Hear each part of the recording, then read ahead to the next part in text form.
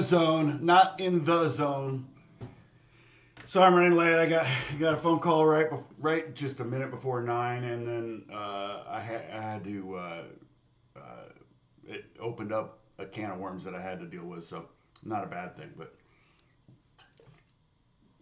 cheers. Yeah, I'm still waking up. Woo! I slept late today, obviously, also, on top of everything else. And I've got a session in about an hour and a half, so I'm going to have to cut it short again, which is kind of a bummer because the last couple times I've done this live stream, it seems like we kind of sit in the low to mid 20s for about an hour, and then just when I'm getting ready to sign off, it goes up to over 30. Oh, I thought I did pin the Discord link. Sorry. Oh, it is pinned. Yeah, it's pinned. Unless I didn't. Unless it's weird looking. Nope. That's it. So we're just kind of hanging out, and yeah, I've been busy. Whew. But good busy, having a good time. I have a lot of stuff. Seems like I've got a lot of projects going on. I can't, some of them I can't talk about. Today is more work on the score for the Exorcist files. And so if you haven't listened to any of those, they're kind of interesting. And, you can, I'm a cynic. You can suspend your cynicism. When we went to Rome, there's a lot of things, in Rome, like we went to this one specific church, because there was a fresco on the ceiling that everybody wanted to see. Like, not my kids, they didn't care, but it's like it's a pretty famous fresco in Rome that people go to see. And so we're all looking at this fresco, and I'm going, that's cool, whatever, And yeah, cool, 1,000 years old, whatever, And I look over to my right. Oh, it's still not there. Oh, weird. Oh, okay, it's there. Okay. It is Cinco de Mayo, and then May the 4th be with you yesterday. Cinco de Mayo. Dang, we may have to get Mexican food for lunch. Although my favorite Mexican restaurant around the corner is closed on Mondays, which kind of stinks. But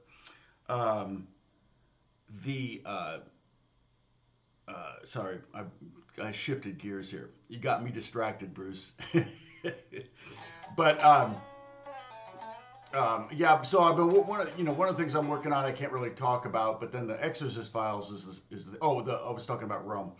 So there was this fresco, and everybody's looking up at the ceiling. And I look over to my right, and there was this it was a post. It was a marble post, and it was encased in glass. And I'm like, oh, what's that? And I walk over, and the little sign said, "The whipping post of Christ." This is the post that Jesus was tied to and then whipped. And I was like,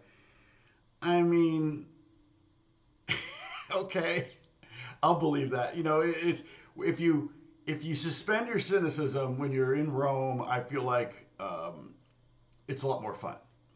I know La Scala Sancta, which is really about the only thing I had to go see in Rome.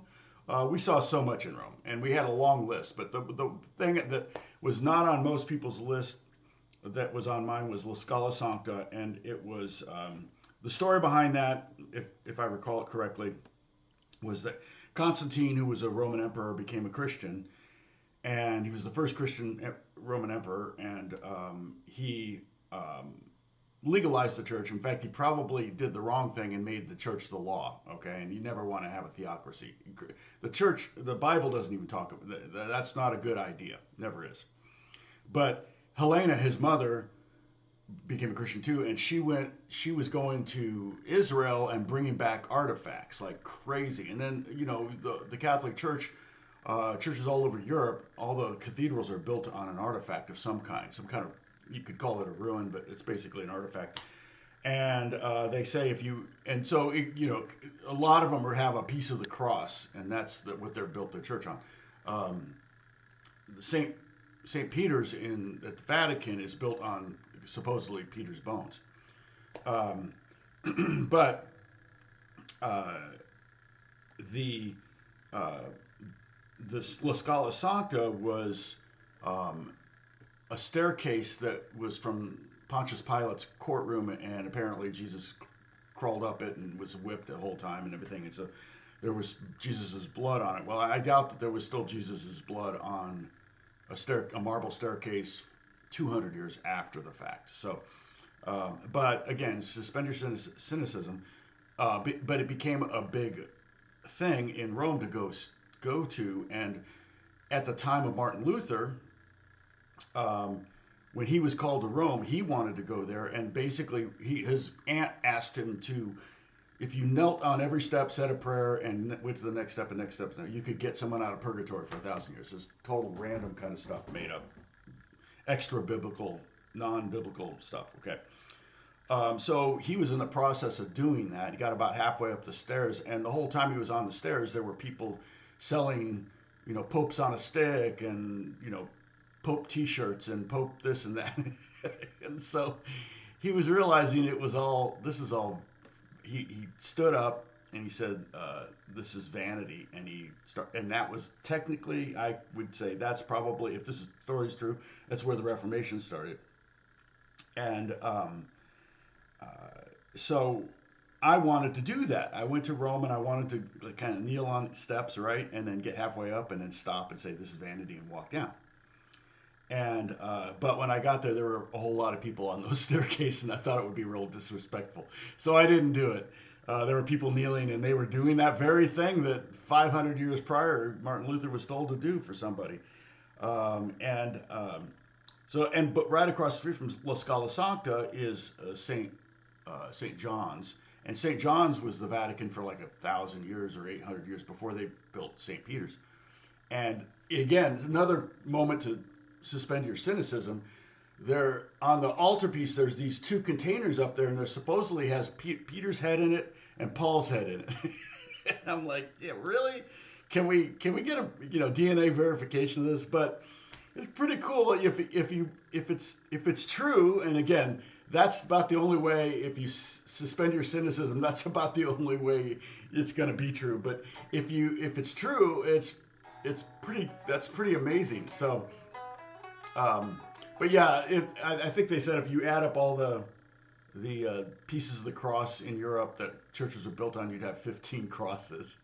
So now, and I doubt this is true, but one of my favorite cathedrals in Europe, Sainte-Chapelle, Dave Chappelle's cathedral. No, just kidding.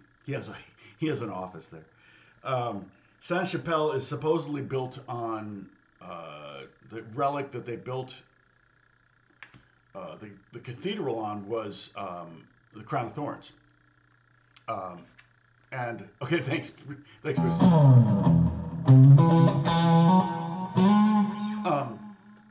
And every Easter they parade it out. They bring it out and it's on a pillow or something, and they parade it around. I think I've seen video of that. Somewhere probably on YouTube. And kind of the whole reason for that was basically it was a money-making venture for the Vatican. Basically, you couldn't build a cathedral unless you had a relic, and you couldn't get a relic unless you bought it from the Vatican. So the Vatican was kind of the arbiter and the owner and seller of all the relics you need. So it was kind of just, my understanding was just kind of a money grab for the church, and so thus you had more crosses than actually existed. So how many of you, anybody been to Rome? It's a beautiful city. It really is. I mean, every time I turned a corner, I just went, no, this is a movie set. It just didn't look real. And one of my favorite movies is it's a sad movie and I love it, is Roman Holiday. It's such a sweet movie. I love that movie. Yeah, it was a bit of a racket by the Catholic Church. Yeah. It wasn't a bit of a racket. It was a racket by the Catholic Church. And theologically, I feel like the Catholic Church is pretty, like, here's the truth, and then here the Catholic Church kind of goes left and right of the truth, and just kind of keeps crossing the truth. Most, like so many of the the Protestant denominations, they start out on a truth and then they just start veering one way or the other, and they get really far from it. So at least the Catholic Church, even though I'm not a Catholic, I feel like they intersect with the truth every 100 years or so. So that's from my observation, from my understanding of some church history. So you lived in Rome for 2 years. Holy cow, Joseph! What was that? Were you in the military, or was that for work? What was the reason for that?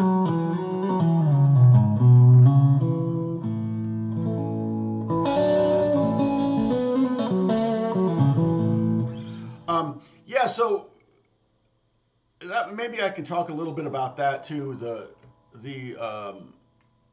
I'm probably too loud. I apologize. I'm not aware of the volume here.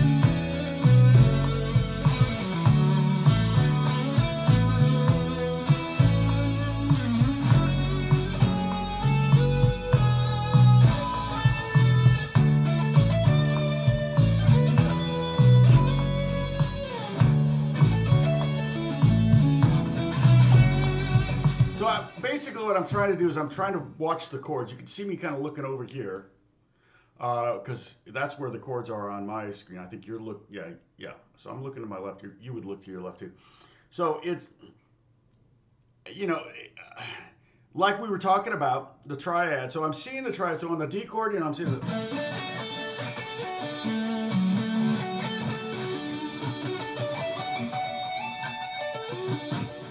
I see all the D shapes up and down, I'm using the caged method to kind of visualize all these D shapes. I mean, the D chords, different shapes.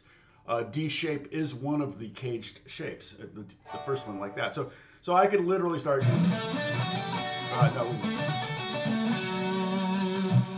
And then what I might do is superimpose on that shape the A major scale. So just a second ago, I screwed up because I went to that D sus, right? I went, that G natural is not in the key of A. So if I see this C-shaped D chord here, and then over it, I see the A major scale that's right there.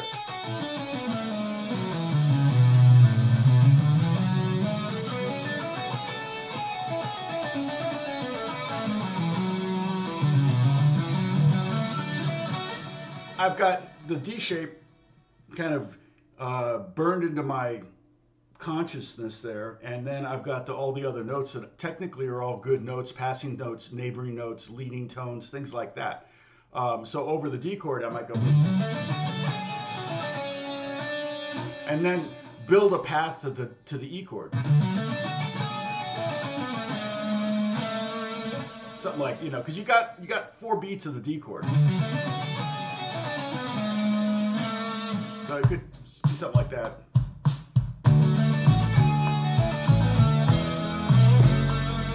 I mean, it's basically a scale. It's basically an arpeggio, a D arpeggio on a major, not particularly melodic.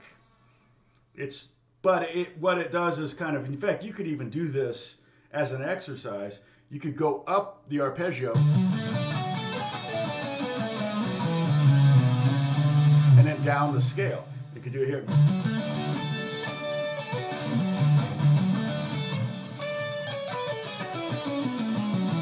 And you'll hear how Lydian it sounds when you do that.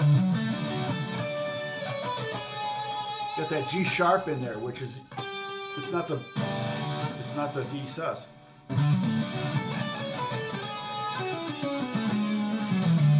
But that gives you some ammo for the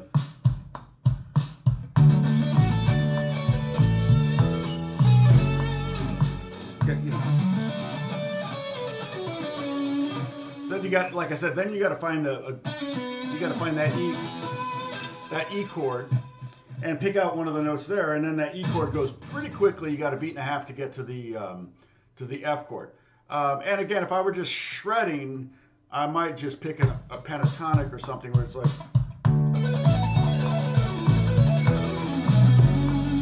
you know, where you just, but that would be a moment. That wouldn't be the whole solo. That would be a really annoying solo. Oh, sorry. Joseph Itzy might, oh no. Wait, your cat bit your hand. You know, that cat bites can be much more dangerous than cat scratches, so you got to be careful. Your relatives lived there with my mom, divorced my dad. She took me, my sister, to Rome with her. Wow, 5961. So I'm assuming that it was your mom that was from Italy, or your mom's family. Tom wants it that way.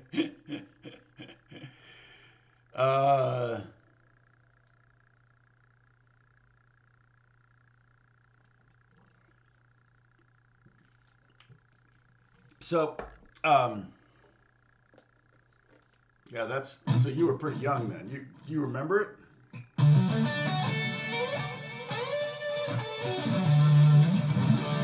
And then, you know, like the other D chord shape up here, just,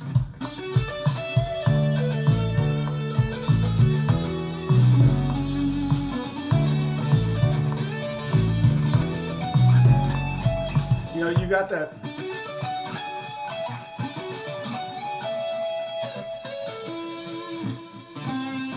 Yeah, I can. I don't know.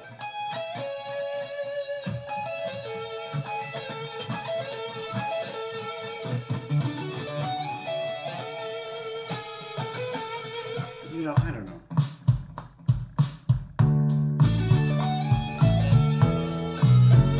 You really got to get to that E chord though,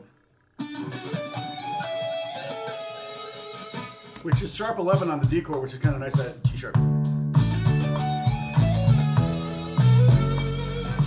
Yeah, and that to me just sounds a little too, you know, if I were to do a solo on this. Now, remember I did a jam like 4 times through the progression that kind of represents, let's say the record's going to fade out and they want a guitar solo. Well, that's different.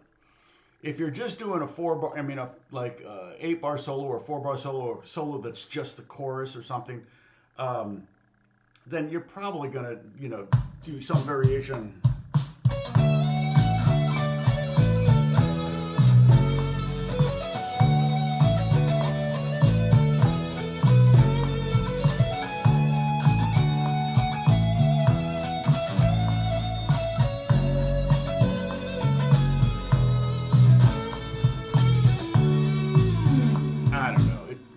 It's got to go somewhere.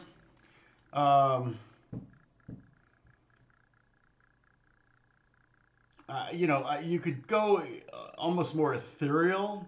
I would probably use a different sound. Let's see, what's this one?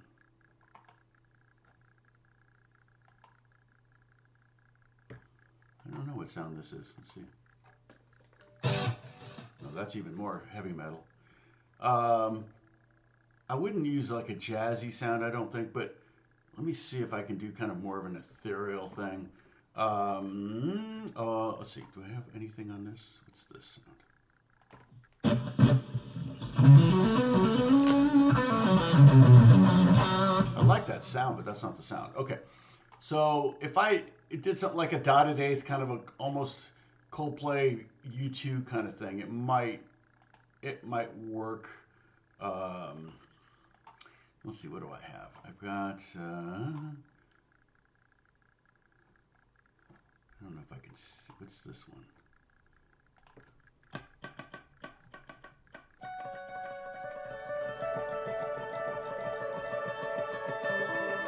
Where you kind of have, that may be too much. Let's see what this one is. Sounds like the same thing.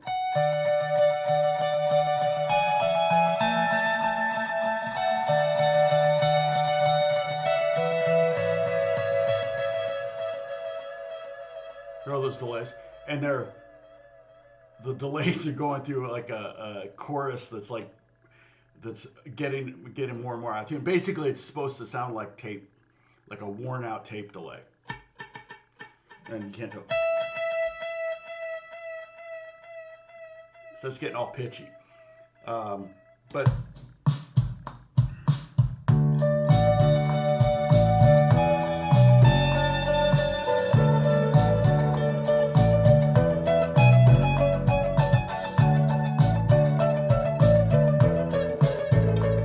you have to be real careful when you have a lot of delays like that. Like I just totally screwed up because I went to the A note over the G note, over the E chord, and it had this kind of like half step thing it's just going to keep going because it's delays. So you almost have to keep it really simple. I feel like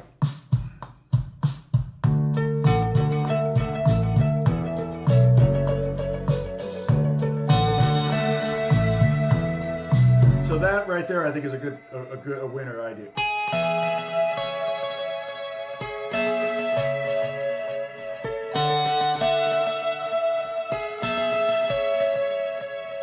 And I could go.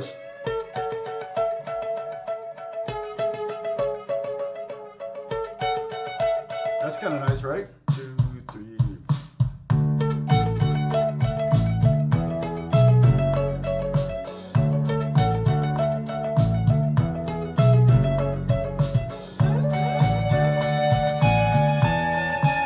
I did it again. I did the A too soon. That detune is crazy. I can adjust that. Let me see. Let's see. Where is it set at? Modulation depth, drive, color, feedback. There's so many knobs on this. Let's see. Done it. Yeah, I just love this delay. I know you can't hear the stereo, but.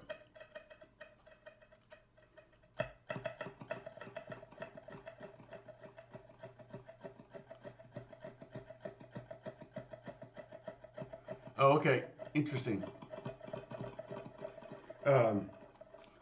So you do remember everything. That's amazing, Joe. Okay, let's see. Anyway, yeah, I think that if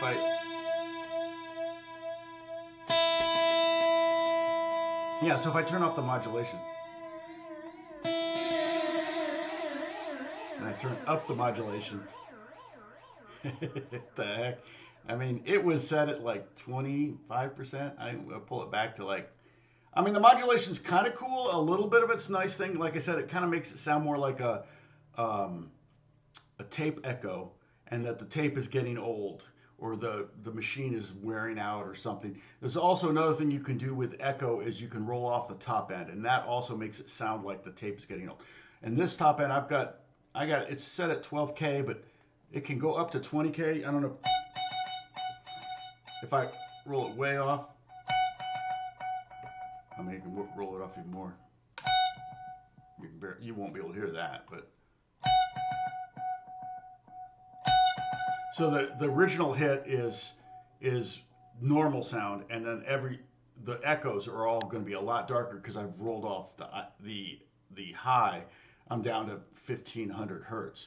That's pretty low. No, it was set at 12,000 hertz. I think I could set it to like 94, and it's a little bit of top end roll off. It serves two purposes. One, it makes it sound like it's a real tape, a real vintage tape, and the tape's getting old. The second purpose is it helps to focus on the notes you're actually playing and less focus on the delays without actually turning down the delay level. Because I want the delay level pretty hot so I can get that play.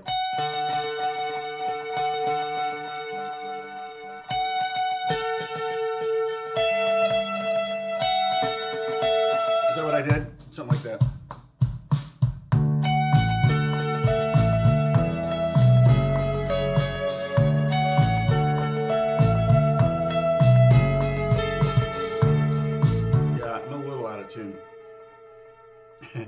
And it's delaying forever. You don't really hear that because it gets so quiet that the track will hide it. Actually, I'm going to temper tune, which means I'm going to tune this note. See, that note's the G string was really sharp. Hard to tell with that with that delay. to turn the delay off real quick.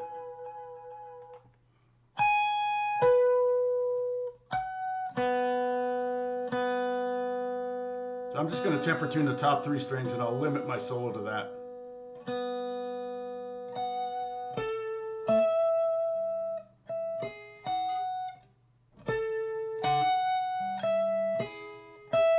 I think that's what I did, right? I went low to high. Okay, so turn back the delay. Turn it back on.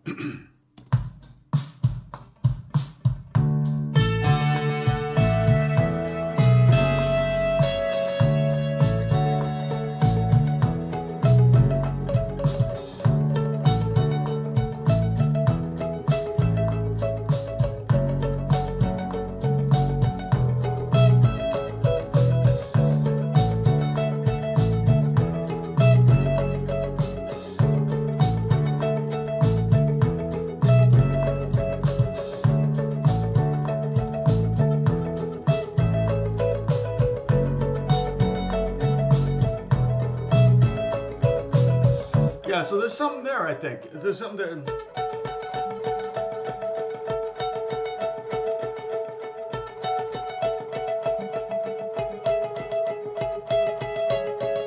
And I'm muting them.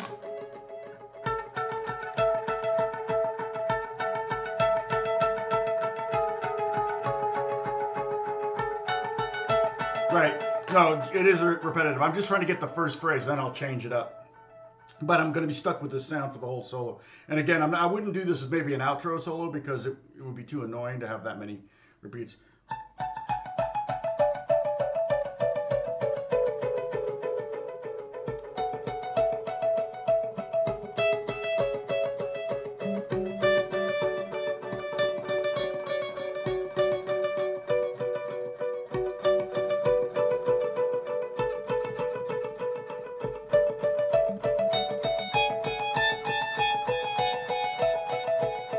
There's so many places I could go.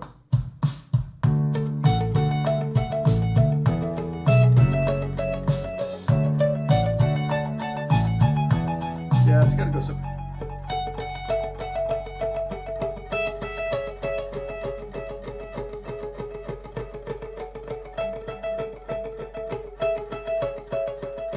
And it's back to the D.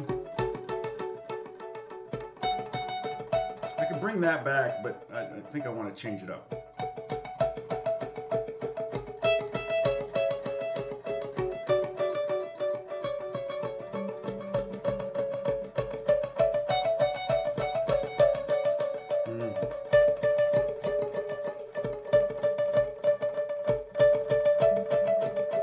Yeah, there's something there.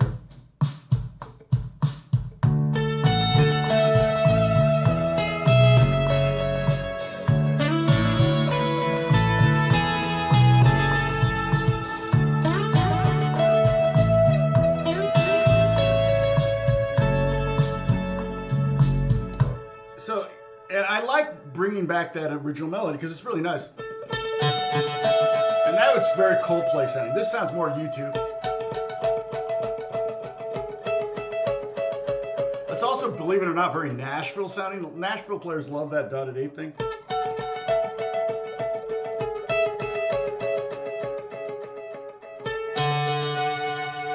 Dr. Z, what's going on?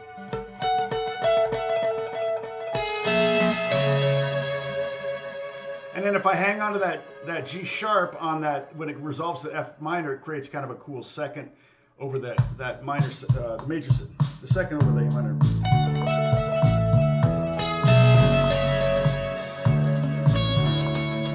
And I like playing the A triad over the D.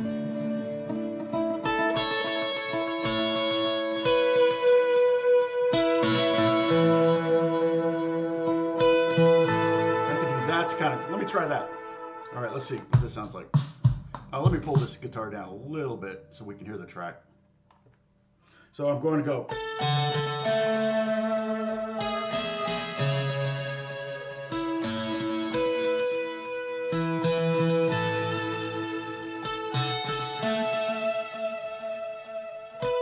And then we can go like that. And then we...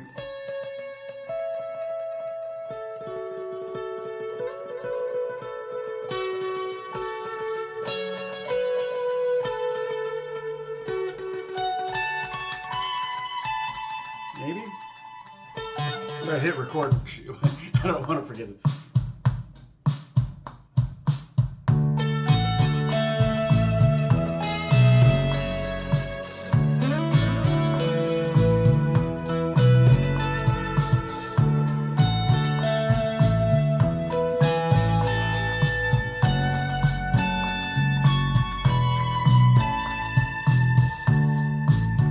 That's not awful. I think what I might do is go.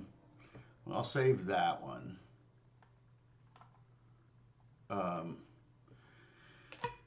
Could maybe change up that when I repeat the first phrase. I could maybe go to more of a muted thing, so I could do that. You know, go from a Coldplay vibe to a YouTube vibe.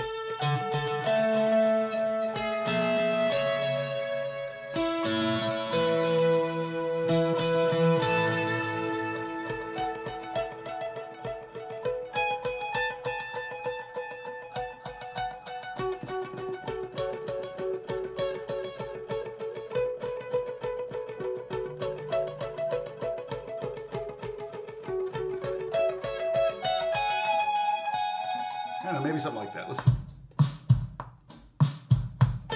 I forgot.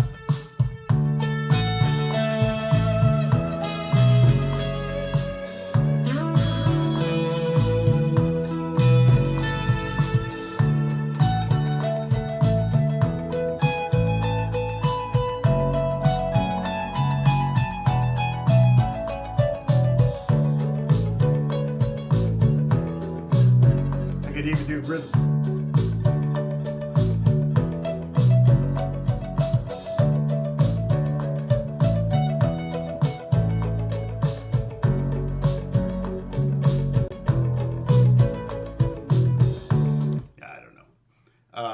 Yeah, so that's, again, that's just a different approach. A lot of it depends on the artist or whatever. Again, this wouldn't...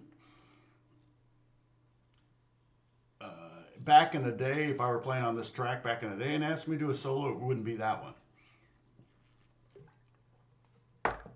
Wouldn't have been something like that. It would have been probably... Who knows? Who knows what they would have asked? What year was the song? I forget. Does anybody remember? Was it late 90s?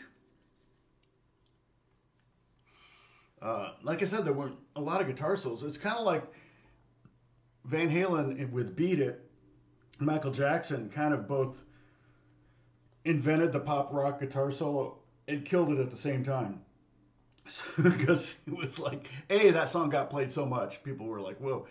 Everybody wanted to put a guitar solo on their songs. And Lukather was doing it long before that. Lukather was doing great guitar solos and stuff. I mean, some of my favorite solos, rock solos of all time, are Luke solos on pop songs. You know, and I'm not talking about necessarily Toto songs.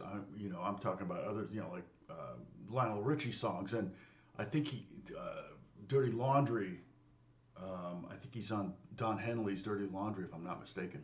99. Thank you, Plaster Dawn. So yeah, that's one idea. I kind of like that idea, actually. I'm not thrilled with how I executed this, so I'm going to delete that. I mean, I kind of like the, and then the other thing is, like, if I get rid of that modulation. Okay, so let me take that modulation down to 0 on the depth, okay? Let me go back to, like, all the way.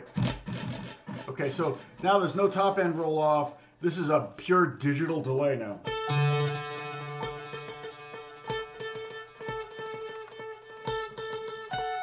Go with the glassiest sound I can get out of this guitar. But if I use the whammy bar, what it does is it creates this modulation, and then the echoes modulate against each other, and so they're not the same pitches, so it creates a chorus effect. So one way to get a chorus effect is to use a little bit of tremolo. You don't even, or you can even, some guys will do that. Well, they'll actually move the neck, so it's kind of creating a little bit of a pitch change on the strings. But again, this guitar is really pretty hot, so it's hard to get it clean. Well, it's probably also the guitar tone. It's not the cleanest. Let me see. Oh yeah, yeah. I could use a cleaner amp than this. Let's see.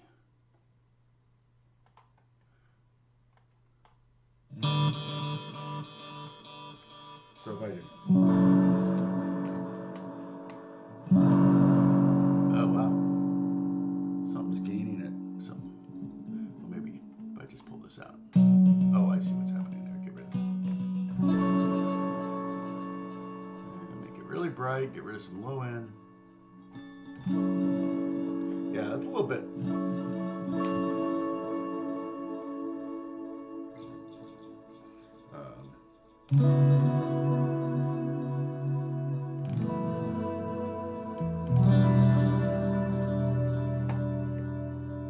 So without the whammy bar,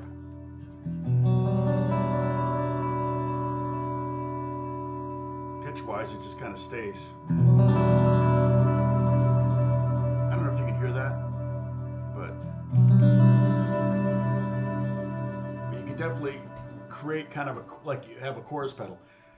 I guess like you could call that a poor man's chorus pedal, but obviously you can afford a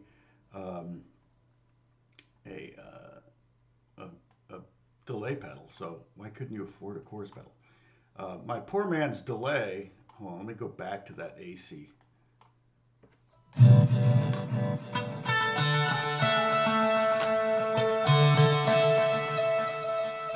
I've showed you this before, right?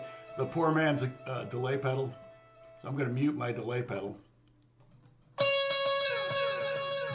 I thought I muted it. There we go.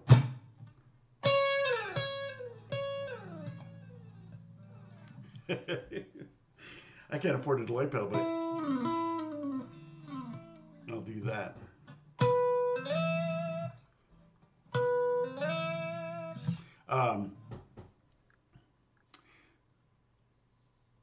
Did I watch any lacrosse? Oh, you're asking Bob.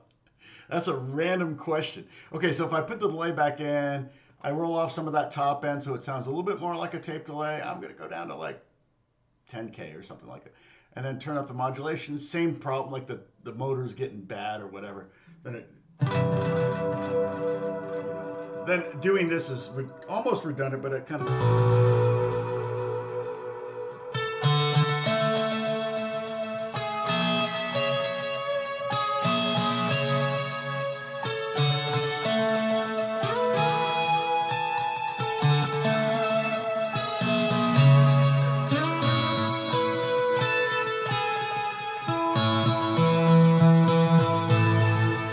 something like that, change up the rhythm. That's kind of cool. Go a little sooner. Let's see if that works. Hold on, check this out.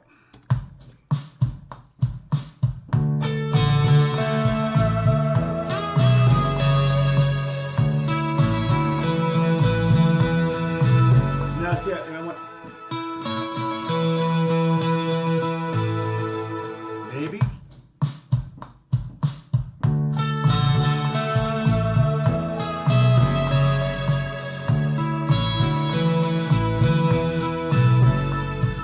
There a little too soon. It's like a drunk guitar. So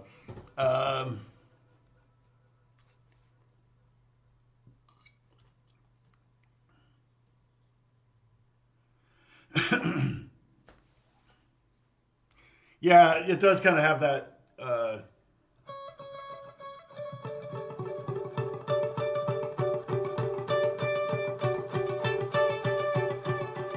might be a pretty cool, like, it would be, that was 87, that album, I think.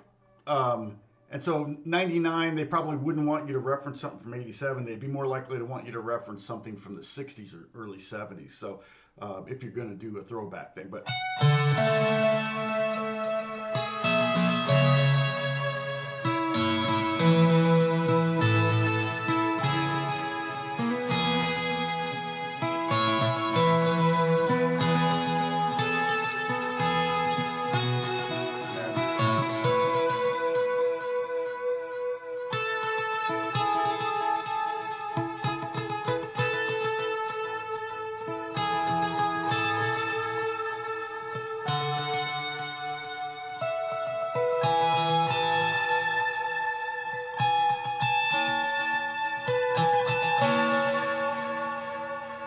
Yeah, I could do 1,000.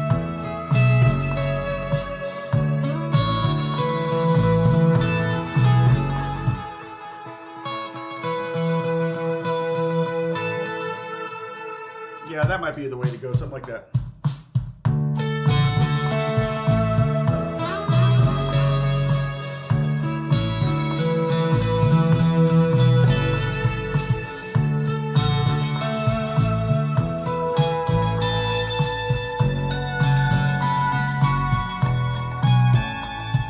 Yeah, I'm still not sure. It's okay. It's an approach, and again, my thinking. I'm starting with a kind of a D shape, right? I'm playing these two notes of a D chord.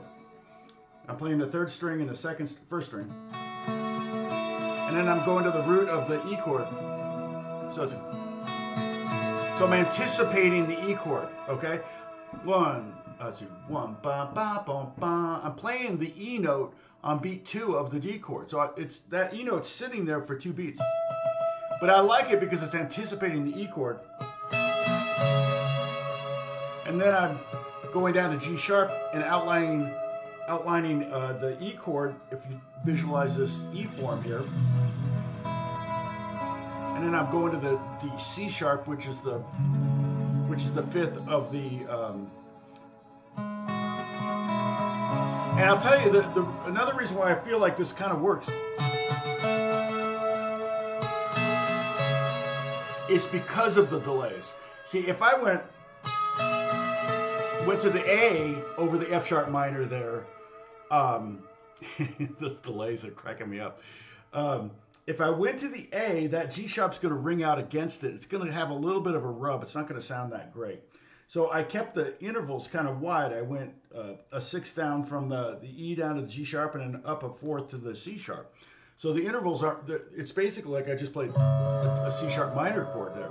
And they're not going to rub against each other really. So it's like this.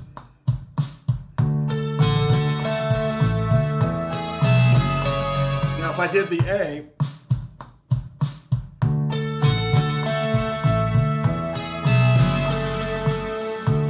it's not awful.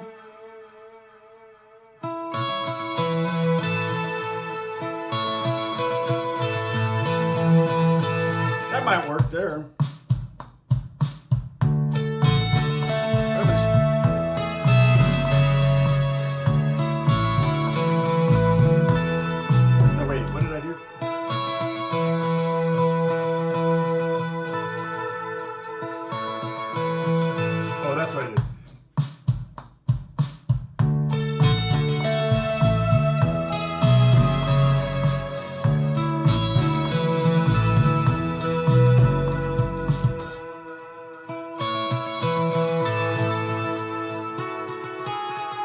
Feels like it wants to go to the G sharp, but we really can't.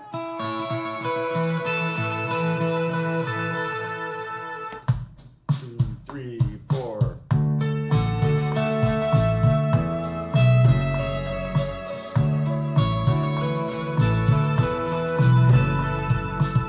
No, because I feel when I go to that A, I've given away the A. Even though the A is in the D chord, maybe if that might work. Okay, let's try that.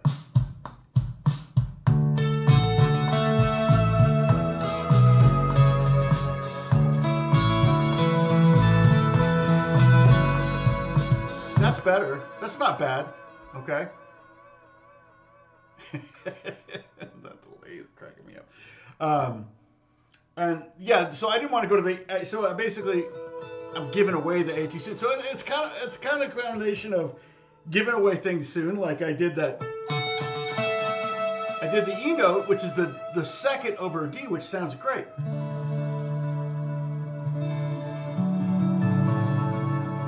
I love the sound of the 2nd over most of the chords. Most of them sound really good.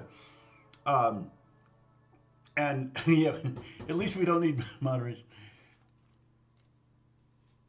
Catherine's here. Hi, Catherine. Good to see you.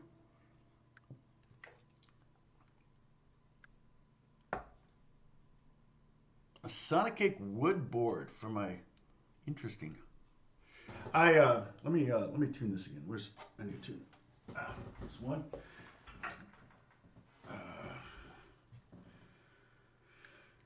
I'm working on an arrangement. Oh, I just I released a new song on Spotify. See if I can pull it up and send it to you.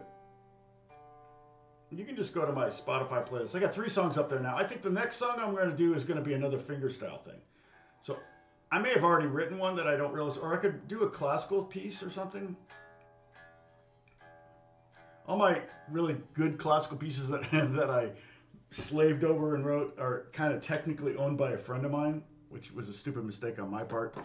And he said he would turn off the YouTube protection for him or whatever. I don't know if he could still do that. I should talk to him anyway because he's an old friend. But I was trying to help him build a library, and I had these classical pieces that I'd slaved over and recorded back in 2000. And I said, hey, would these help your library? He goes, yeah. And I make money from every now and then. There's like I think there's like a show or a radio show or something that uses it in South Korea. And so I'll get, a few bucks every quarter from that. But I mean, I've seen as much as $80 from some of those a quarter, but it's not life-changing money. But let's see. I have.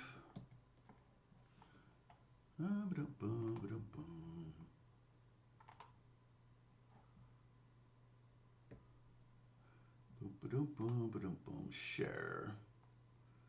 Copy link to artist. So if you want to, you can go here. See, we're sitting in mid-20s, like I said, and watch what happens. Just right before I sign off, it's good. So I've got a new song here called Le Bistro.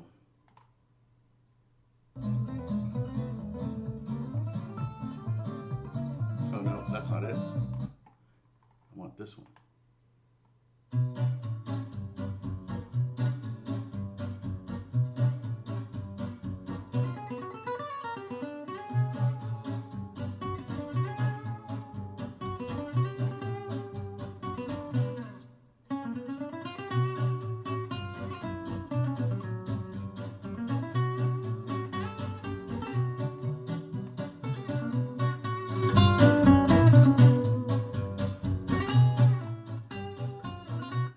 I'm hitting really hard. Well, that's actually in the Django tradition. They do hit pretty hard. I was watching the great I don't know how you say his name, Josko Stephen or whatever, with Stefan from the Beato interview with him. Whew, that was a masterclass. And so I'm actually going to watch that video over and over again.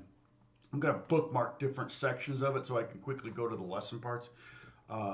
If I could download that video and then edit it into a lesson video just for my own personal use, I would totally do that. I'm just not sure how to download videos on YouTube. So let's see. What do I want? Oh, this. Okay. Sorry. All right. So when I coming up with that, you get, so like I said, I played an outline of a D chord there. And then I went to the second. Now, when I did the E chord, I'm going to the 6th, but by the time I get to that 6th, that's where the F minor or F sharp minor chord comes in. So now I'm just playing the 5th of the F sharp minor. So really, the only note outside the triads is this one, that E note. And then when I went here, the crazy thing about that, and it worked, right? Didn't it? Did it work to you? It felt like it worked to me. So.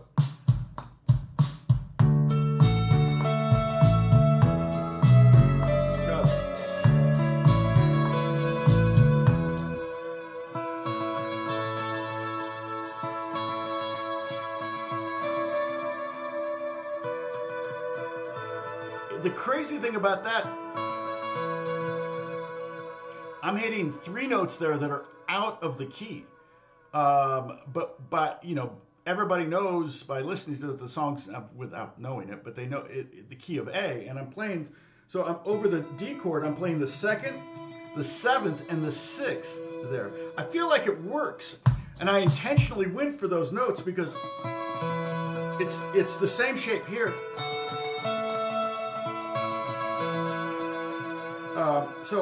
So there's a theme and a variation, and the theme is a melodic interval theme and a rhythmic theme. So it's this sixth and then a fifth, and here's a sixth and a fourth, and then I went sixth and fifth, and it's all of them are the same rhythm. And then that's where I might want to start to come up with a variation. Now, let's see what it sounds like if I go up to the D note, because we're over a D chord, but that D is going to hang out and the chord's going to change to E. And if that D's still hanging out, we're going to get like an E7 chord, which is just too jazzy for this song, and too bluesy for the song. So what I did was I went to the B, which again anticipates the coming of the E chord, and the E chord has a B in it. It's the fifth. So again, let's listen to that.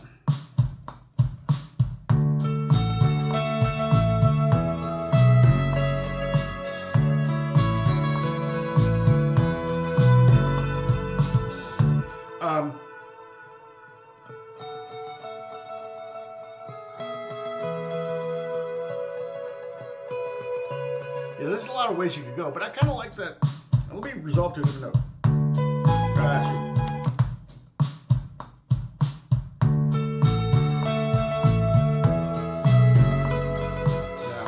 That doesn't work. I really like that C sharp because it's part of the F sharp minor chord.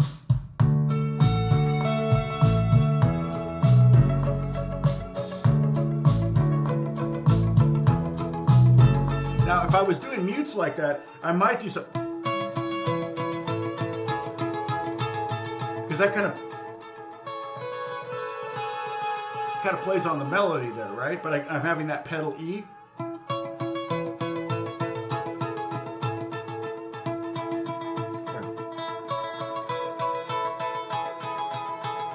I could do it also with the opening string.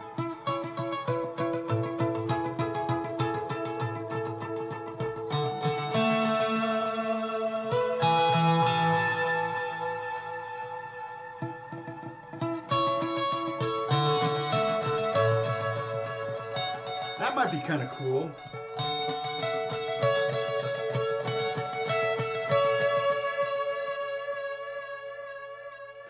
Well, let me see. I don't know, because the chords change there.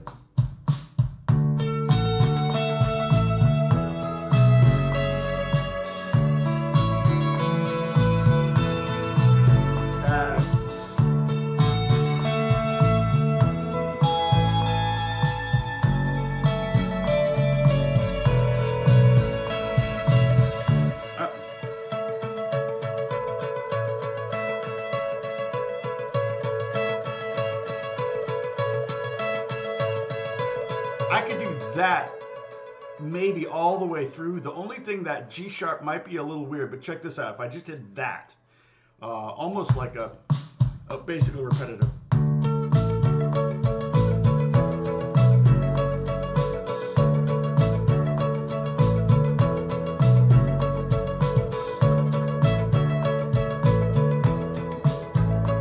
I feel I have to change something.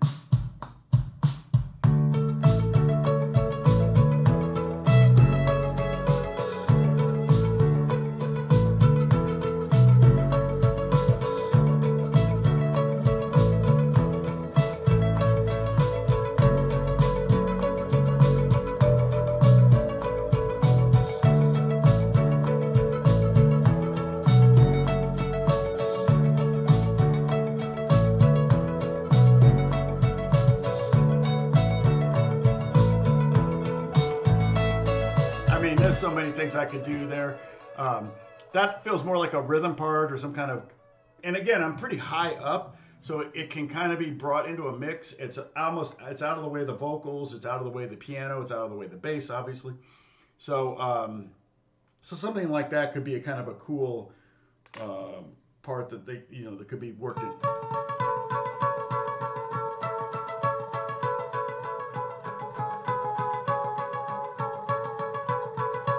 Thing that might be a little squirrely is that E. If I went,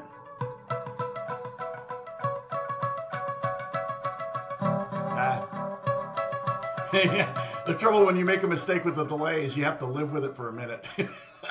Right? It's like,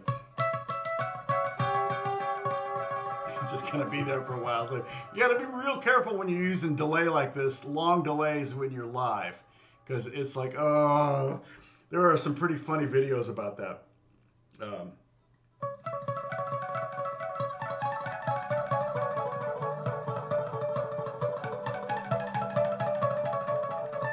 So,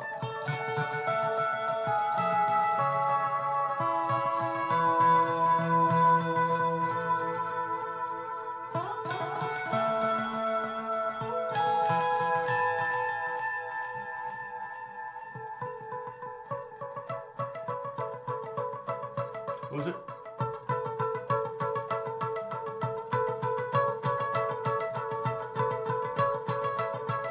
Ah, something like that.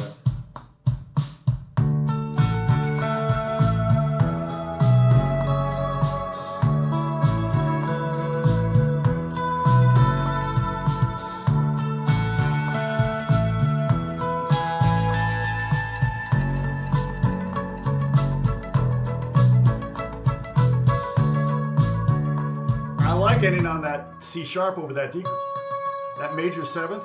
One of the things, okay, everybody take a sip. I'm going to change guitars. One of the things like this,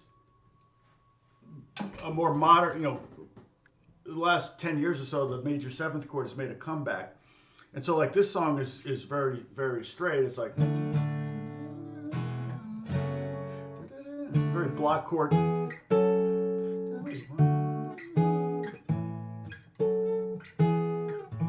Right? But, oh man, we're coming up on 10:20 quick, aren't we, Bruce? Thank you. I'm close to the edge. It's definitely very, very edgy kind of thing, but you'd be surprised at how much like Nashville players use that kind of sound.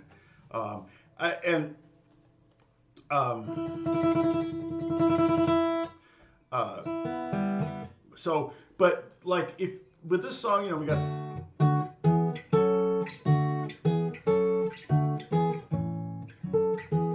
those would be the triads, and but it's like it's that major seventh. I might put a E6 in.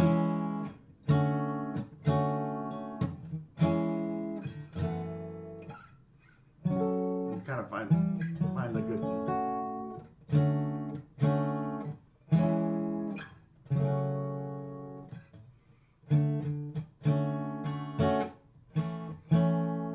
So there's I just like the sound of that major seventh.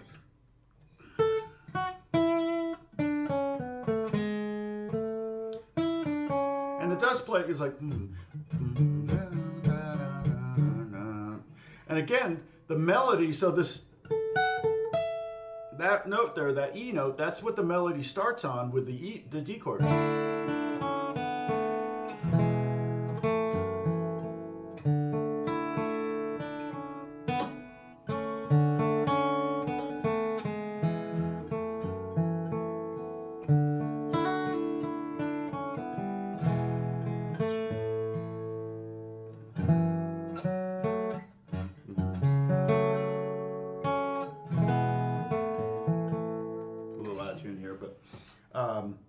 Yeah, so the melody actually starts on the second of the chord, which is part of why. Okay, everybody take another sip.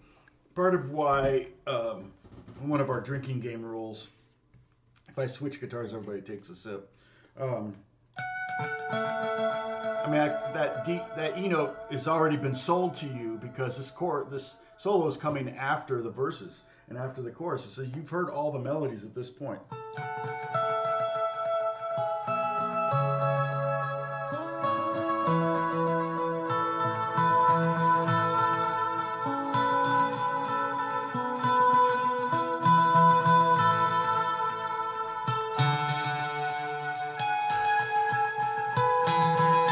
I did that, I don't know. So I'm going to the G sharp, and what I'm doing is I'm anticipating again the E chord because I'm right here on the second half of this progression.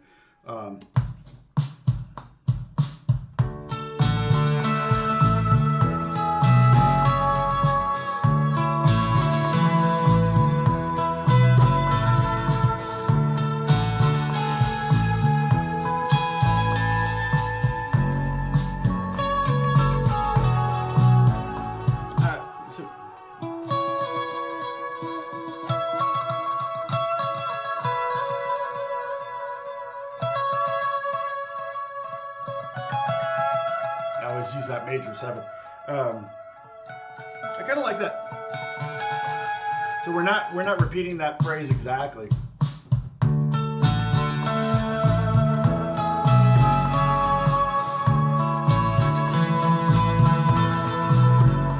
Oh, that's right. Maybe that. So it's a little bit filler, fills out a little more.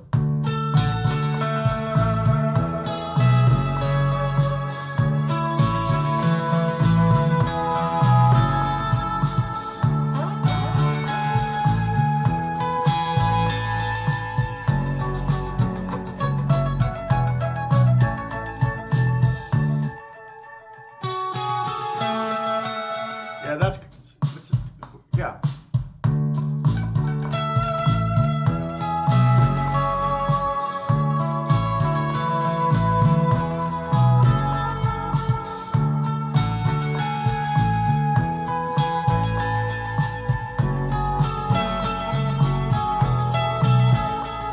Yeah, there's something that's a very 80s lick though. Super duper 80s.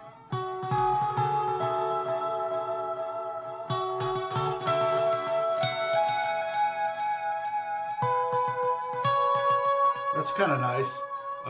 So that would be the end. Let me just record this. I'm a little out too. Let me check my tuning. Where did that tuner? Oh, there it is. Alrighty then. I make the weirdest faces when I solo. Okay, I'm just.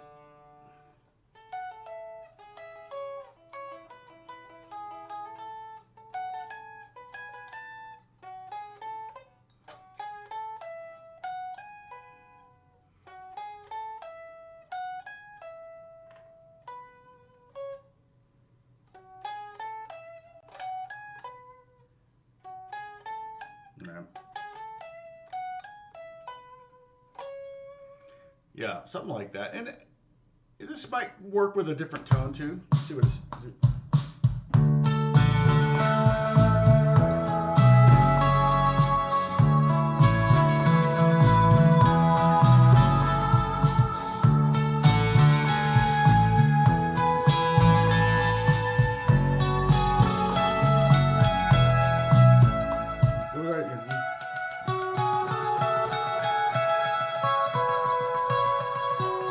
Should I go right to that?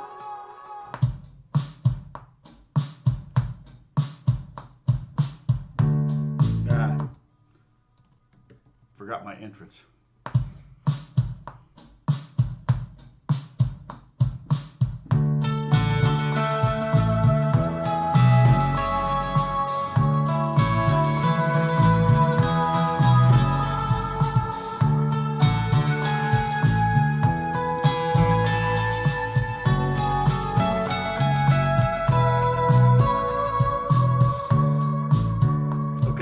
So that solo, if I did it with like a more Lukather sound, like a hard rock sound, it could also work. Go with the.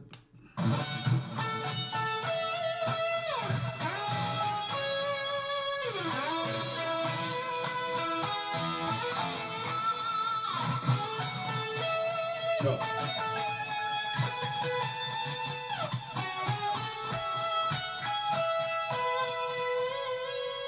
So that could work. Let's hear it.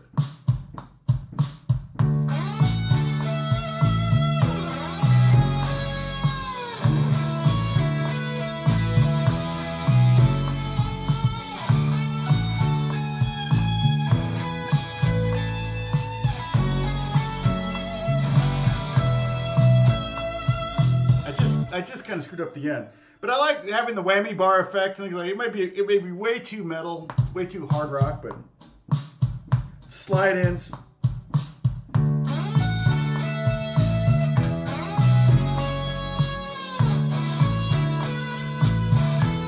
Ah, I got it.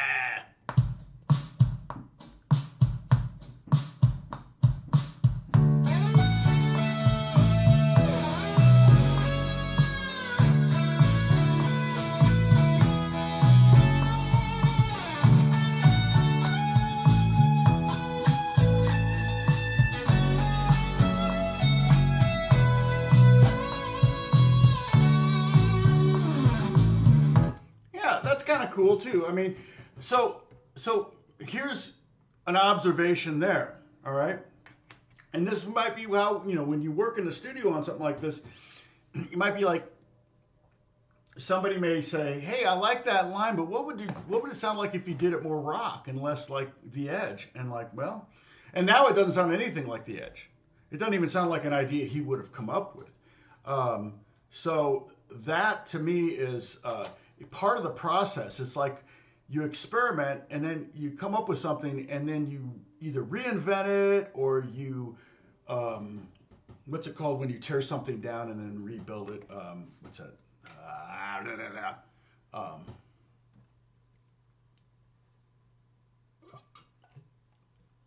Yeah, the Crazy Train riff is a good warm up. Yep, you're right. Mm-hmm.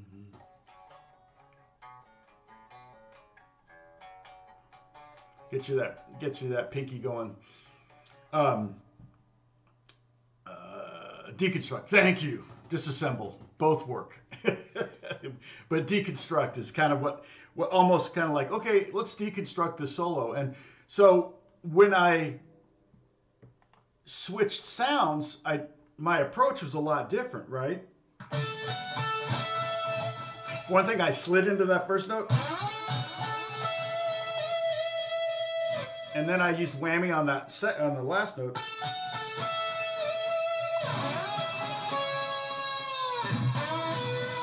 And so that was a very Alan Holdsworth thing to do. So what I did was, and again, a lot of you are playing acoustic and can't do any of this, but so I'm pushing down on that C sharp.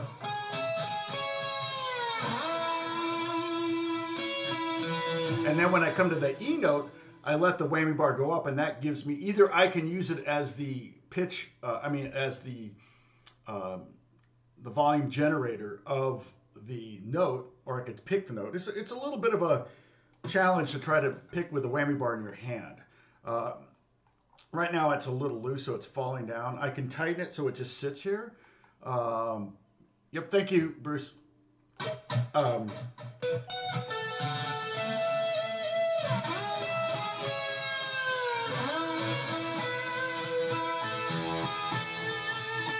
The strings are a little squishier here. Okay, so like if I'm going to try to play fast, I'll generally move my hand back here a little bit more where the string has more resistance. Because here it's like trying to play a rubber band. But for these easy lines or these slower lines, I don't really think I could technically stay right here the whole time. Do that.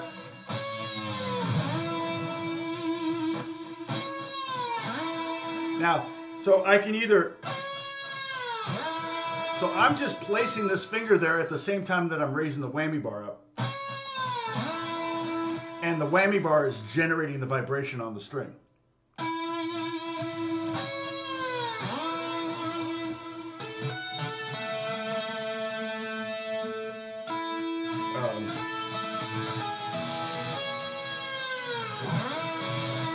Or I could pluck it.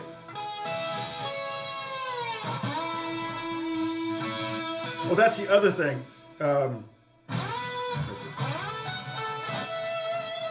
That's the other thing I might do that with this sound that I wouldn't do with the other sound is the rake. And the rake is that sound where I'm muting all the strings except the note that I want.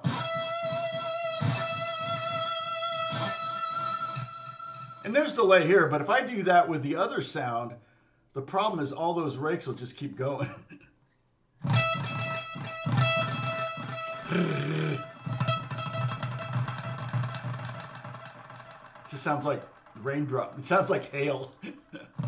Like you're driving in the car and there's a bunch of hail. Oh, hail. All right. Yeah, so check out my new song on the Spotify thing. Add it to a playlist. It's a little bit frenetic, so if it's not necessarily totally relaxing. Gypsy cafe. I probably shouldn't have called it Le Bistro. I always hate naming instrumental songs. My friend Jim, who was coming over to do the session for He will be texting me just before he leaves, and he's about 20 minutes out. So I can chit chat for a little bit, and then I have to kind of prep in here. So Le Bistro question mark. I'm not even sure why I called it question mark. It just sounded like a good song. I mean, I have Emma Louise, which is a fingerstyle thing. I have another fingerstyle thing that I wrote a while ago, a long time ago, but I don't remember ever finishing it. So I've got to see if I can find the music for it and see if I can finish it. And that one is an acoustic fingerstyle, and it's just a drop. The Emma Louise one was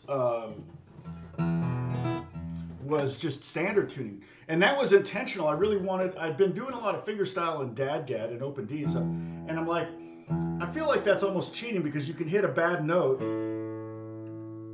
and you can hit a bad note. So you hit an open string unintentionally, it's going to work. But that's not true in open standard tuning, especially if you're playing in the key of E, where E major, where you've got, the D string is out of the key, and so is the G string open.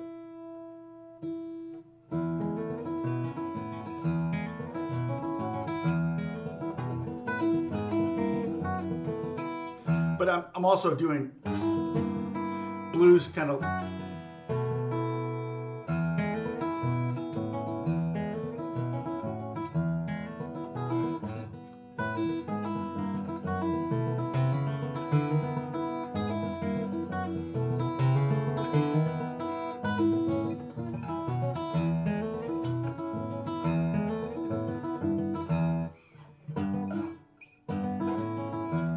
I did something like that.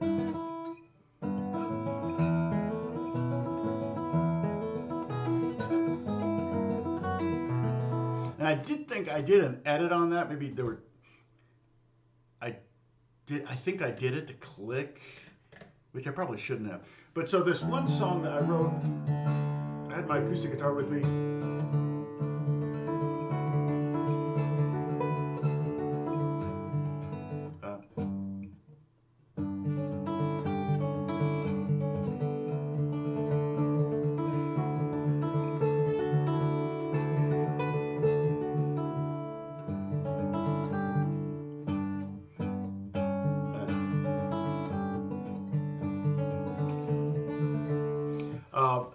I wrote it sitting in an airport waiting for a delayed flight to take off. So we were in the sitting there waiting at the gate, and the plane hadn't arrived yet. So I got my guitar and I just started writing.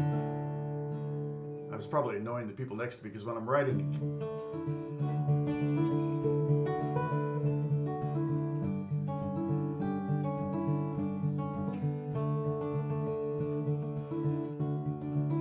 I should do it. There's no reason to do it fast, right?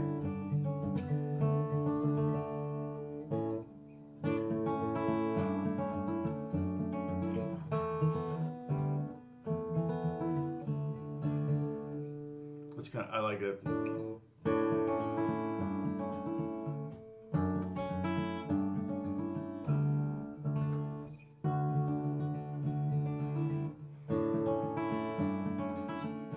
There's no reason to do it fast just because I can. It kind of makes sense. It's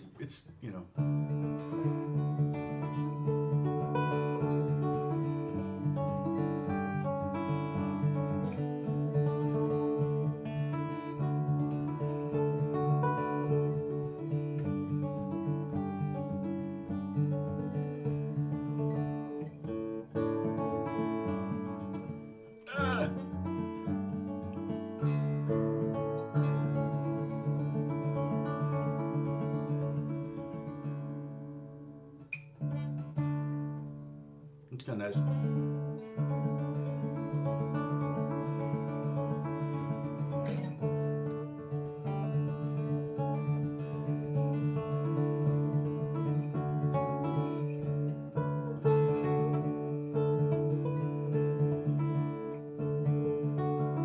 Yeah, I got more. I know I wrote to that, but I think that might be the next one I'll work up, and I'll probably slow it way down. Normally I would.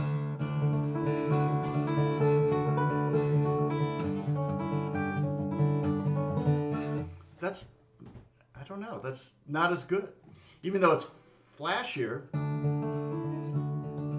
right?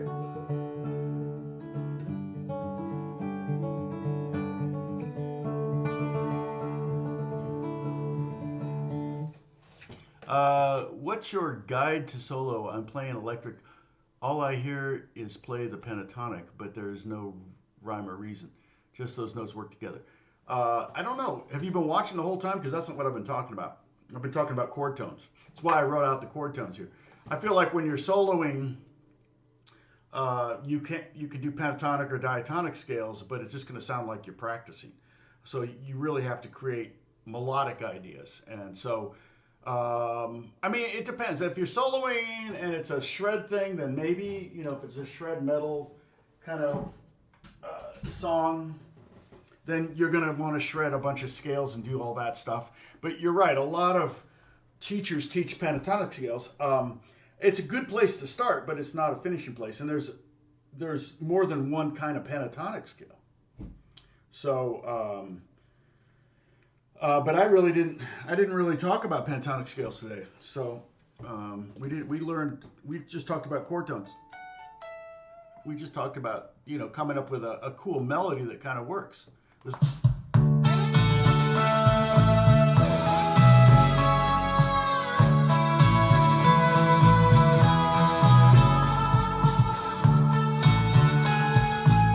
Now, here's the thing. I just played both solos at the same time, and that kind of sounds cool with that clean solo and the distorted solo at the same time. You could do something like that as well. You could, I mean, I've doubled solos.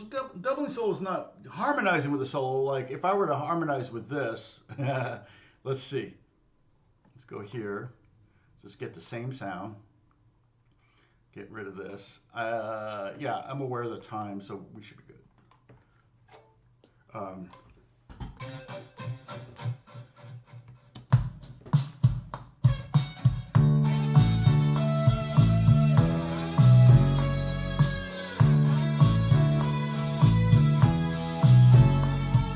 Okay, so if I were to hammer.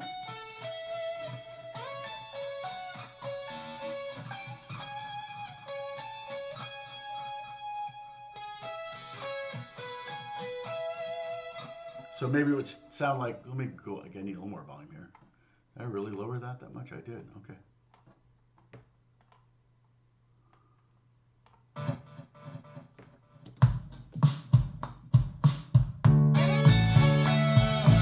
Great.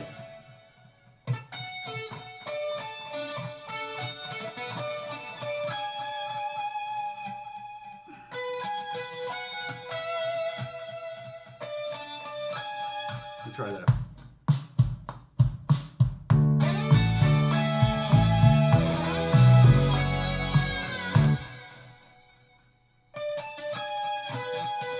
No.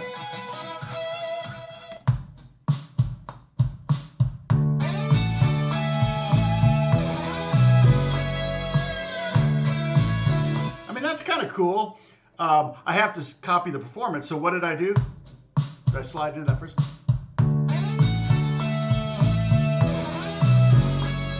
So I'd have to go.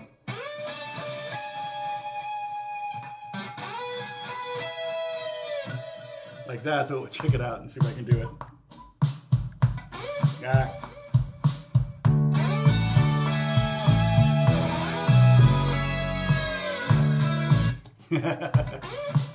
Let me get rid of that.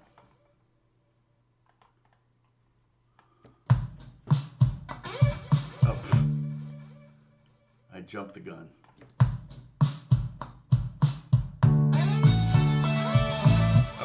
Moved. Oh, I see what I did. There we go. That's what I want to do. I don't know what happened.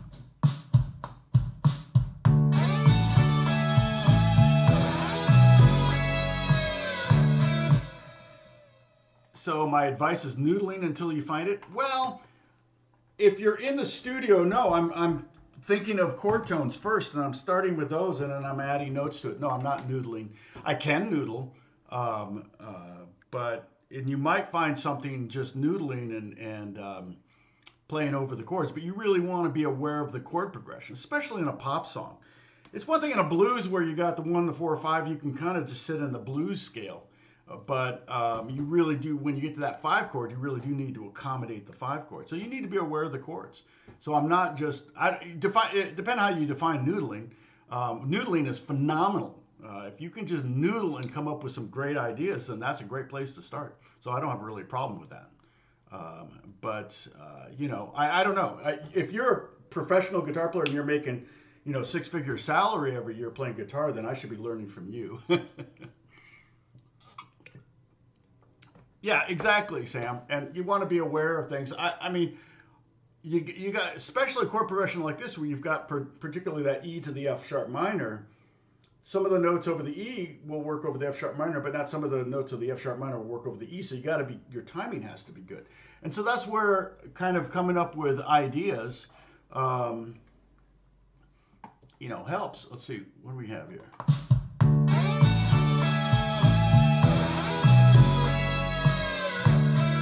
You know, and that, what you want to do, you want, when you're coming up with a solo, you want to create something that makes sense to the song. Noodling, you know, probably noodling, unless you just happen to get, you're really good at it. And I know Steve Lukather, I mean, I talked to him about the Talk to You Later one, and that was, you know, a lot of his, that solo was like him doing, where is it? I got to pick a channel.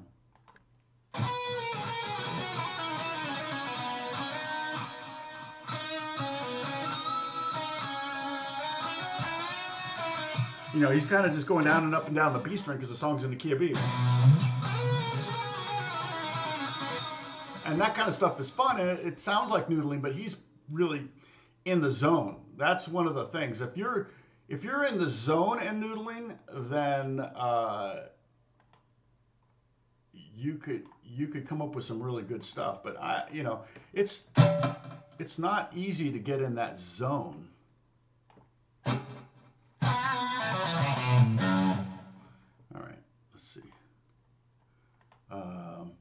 Especially this early in the morning.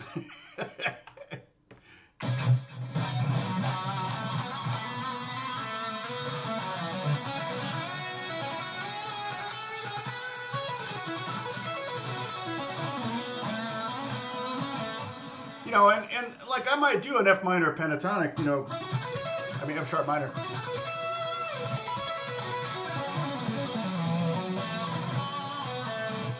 But again, I probably start with a melody.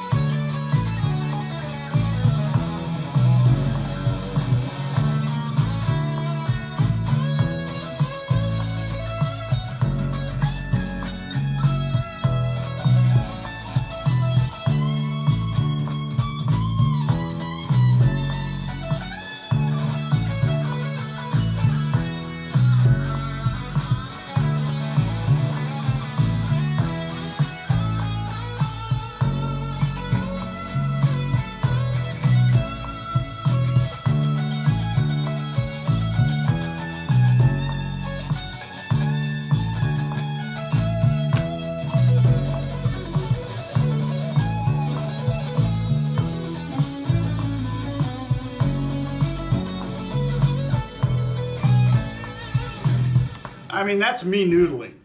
And that might work for like an outro solo where the record's going to fade out and everything, and you just want to kind of have some flashy licks that kind of keep it going. And you know, basically what I'm doing, if I'm noodling like that, I may use a pentatonic scale, but I'm aware of what chord's coming up. So if I'm like, for example, I'm using F sharp minor pentatonic, so then it's like,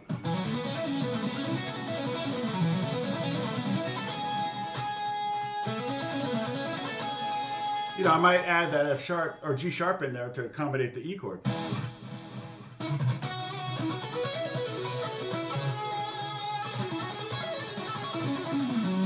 Anyway, my composer friend just alerted me that he's on his way, so I need to sign off.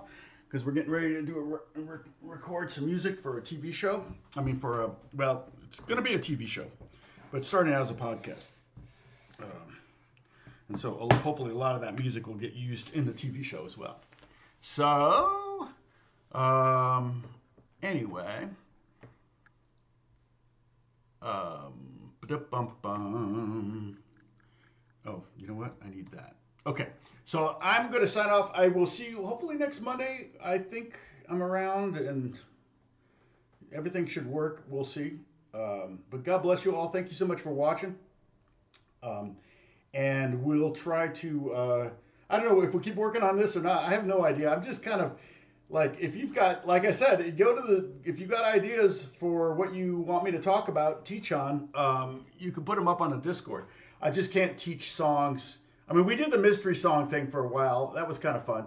But right now I'm so busy I couldn't. I feel like those mystery songs, it really helps to have the tab and or to have some music. And so I don't want to.